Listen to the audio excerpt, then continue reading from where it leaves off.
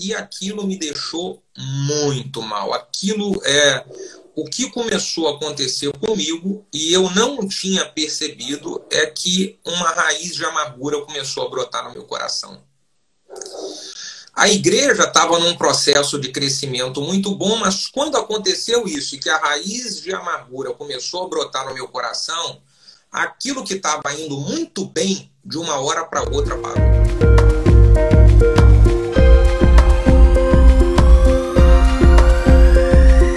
Sem dúvida alguma, todos nós passamos por crise existencial. Eu me lembro que houve uma época em que eu estava no auge do meu ministério, né? Eu estava no auge do meu ministério e, de repente, eu fui acometido, eu fui envolvido por uma crise existencial, onde eu nunca tinha passado, né? Meu pai, como pastor, passou por uma depressão, mas eu nunca tinha passado. Aí eu comecei com síndrome, assim, meio que síndrome do pânico, aí com uma predisposição para depressão, e eu me lembro que eu comecei a desejar muito mais a morrer do que celebrar tudo aquilo que Deus estava fazendo.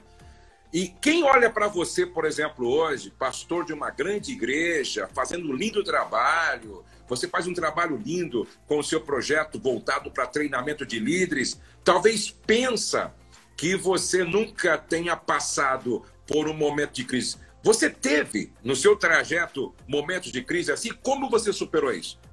Sim, pastor Josué, sim, eu tive dois momentos que foram momentos que quase me levaram a um estágio muito ruim, né? O primeiro deles foi quando eu falei que nós tivemos uma transição bem sucedida. Nós saímos, na época nós tínhamos umas 150 pessoas na igreja, trabalhando no modelo convencional.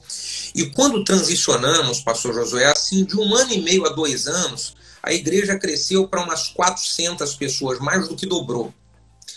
E eu estava muito empolgado, e eu estava, a equipe de líderes, a galera trabalhando, todo mundo trabalhando, poxa, a igreja frutificando, muitos encontros.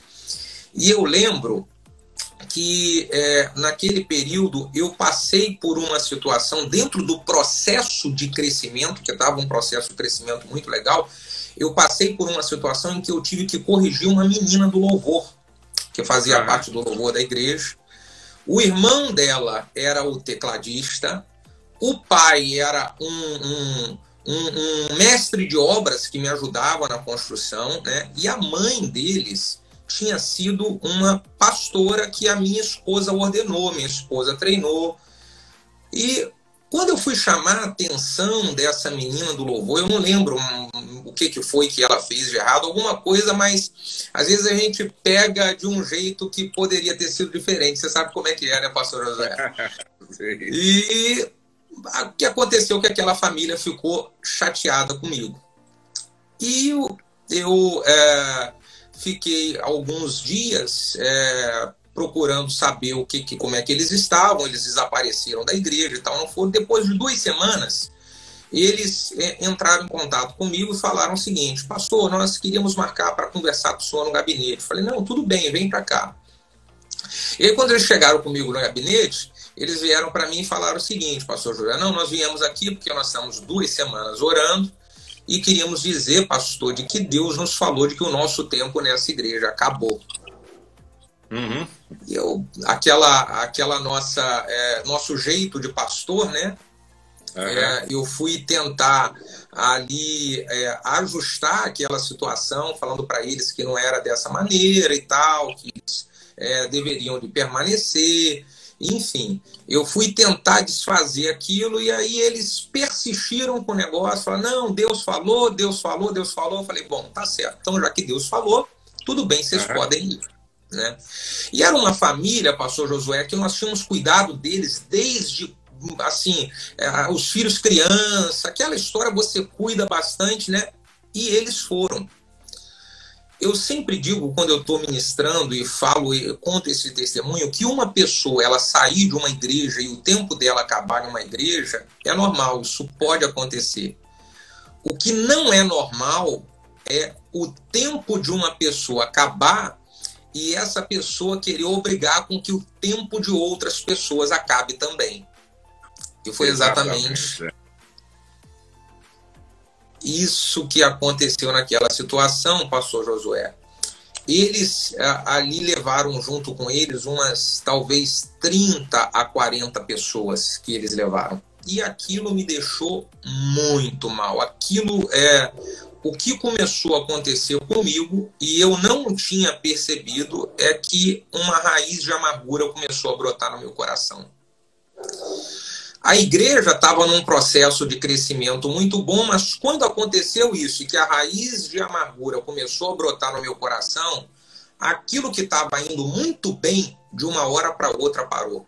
A igreja, ela ficou um ano sem crescer absolutamente nada, parecia céu de bronze, e eu fui pedir ajuda para um mentor. Aí a importância de um mentor, pastor Josué, de pastores ter outros amigos pastores que possam os ajudar e os mentorear. Isso é extremamente importante, por isso eu valorizo demais o trabalho do PDP, eu valorizo demais esse trabalho.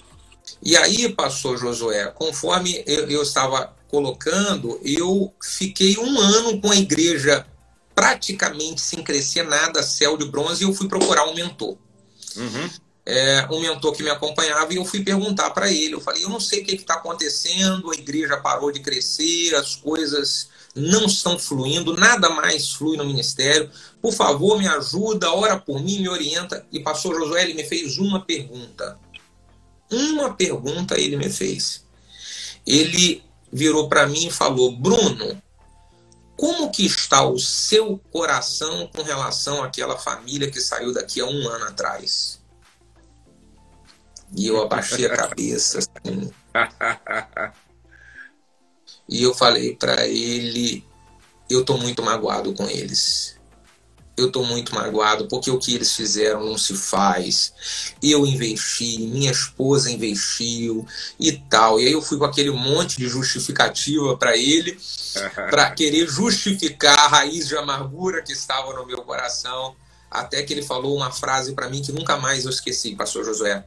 Nunca mais eu esqueci. Ele virou para mim e ele falou, Bruno, quando o coração se fecha, a unção acaba. Meu Deus! Meu Deus!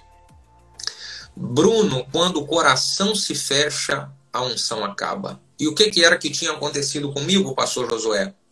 O meu coração tinha se fechado. Eu tenho contado muito esse testemunho porque eu tenho visto, pastor Josué, a vida de muitos colegas pastores que a igreja parou de crescer, o ministério parou de fluir, porque o coração deles se fechou com relação a alguma coisa que aconteceu na igreja. É verdade. É verdade. Então, logo depois daquilo, eu falei, eu preciso consertar isso, eu preciso ajustar isso, até que uma semana depois, orando, eu peguei o telefone, eu falei, eu preciso resolver isso com essa família. Liguei para o irmão que é o chefe da família, né, o esposo, e eu falei com ele, irmão, aqui é o pastor Bruno, tudo bem? Não imaginava nunca que eu ia ligar para ele. E ele chegou a ficar meio que mudo, e eu falei, irmão, eu tô ligando de todo o coração para dizer de que eu abençoo a sua vida, eu abençoo sua família, eu peço perdão para vocês, eu libero perdão para vocês, de verdade que vocês frutifiquem e sejam abençoados. Pastor Josué, quando eu fiz aquilo, parece que caiu uma tonelada das minhas costas, uma tonelada. E imediatamente a igreja, ela voltou a crescer, ela voltou a fluir, as coisas começaram a acontecer, porque eu descobri que o meu coração estava fechado e eu precisei de resolver isso. Então, essa foi a primeira crise que eu passei, uma crise, eu acredito que uma crise espiritual gerada por uma raiz de amargura. A segunda crise, pastor Josué, foi há mais ou menos uns 3 ou 4 anos atrás. foi, né, nem chego perto aí do tamanho das responsabilidades e todo o compromisso e todas as saídas que o pastor Josué tem, mas há uns 4 anos atrás, quando eu comecei a dar os treinamentos de liderança, treinamentos de célula, discipulado de coach, eu comecei a ter muitos treinamentos fora da igreja. Então, cuidando bem da família, igreja, eu não queria perder oportunidade nenhuma, pastor Josué, nenhuma. Então, tudo que aparecia oportunidade de treinamento para mim, eu agarrava, aparecia. E em um desses momentos, eu entrei em um processo perigoso nas minhas emoções, em que quase que fico com essa questão de síndrome do pânico também. Eu não conseguia dormir. Eu chegava nos hotéis, eu não conseguia dormir. E quando eu chegava em casa, eu não conseguia dormir. E eu precisei de resolver isso muito seriamente, porque estava afetando não apenas as minhas emoções, estava afetando a minha vida espiritual. E eu aprendi, na primeira situação, que eu nunca devo deixar o meu coração se fechar quanto a qualquer pessoa. Nunca. Essa situação que o meu coração se fechou, ela já se repetiu mais umas, talvez 2 vezes. Mas para mim foi super tranquilo, porque eu já aprendi como é que é o negócio. Como é que você resolve, né? Como é que você resolve? Tranquilo, entendeu? Né? Ninguém fica feliz com a situação de perder alguém importante, alguém que você cuidou na igreja. Ninguém fica feliz. Mas você aprende a lidar com a situação sem o coração se fechar. Eu lembro que o T.D. Jakes, quando ele esteve aqui no Brasil, ele ministrou uma palavra muito interessante e ele usou uma ilustração que eu nunca mais esqueci. Ele falou que o pastor, ele é o motorista de um ônibus, né? E esse ônibus, ele vai pegando passageiros, não é? E no caminho, algumas pessoas novas entram, outras saem, não é? Agora, o grande segredo é ele levar quem está com ele a um destino, certo? Final. E sem se preocupar com aqueles que entram. E aí ele falou 3 tipos de pessoas que viajam com você, não é? E com certeza no caminho vai ter aqueles que vão te deixar, no meio do caminho eles vão te deixar, certo? Tem outros que vão chegar e tem aqueles que vão ficar com você até o final. E a gente não pode sofrer crises por causa daqueles que foram. E até, por exemplo, você tentou convencer aquela família a ficar. Mas eu aprendi, certo, à base também de choro e sofrimento, que quando o coração de uma pessoa já foi, não adianta você insistir para ela ficar. É verdade. Porque o coração dela já foi. E quando o coração já foi, então libera ela também. Libera ela. Verdade, pastor. Eu ouvi o Tiago Brunet falando uma coisa sobre Onésimo, que eu achei muito pertinente. Ele falou assim, olha que coisa interessante. Filemon perde Onésimo, certo? Aí, Onésimo vai passar um tempo com quem? Com Paulo. Depois daquele tempo, Filemon volta. Só que ele volta melhor do que ele foi. Então, às vezes, Deus precisa... às vezes Deus tira algumas pessoas de você para melhorar essas pessoas em outras mãos, para depois te devolver melhor do que ela saiu. Então a gente precisa entender esse movimento do reino que faz parte da soberania divina. E aí o pastor não sofre tanto.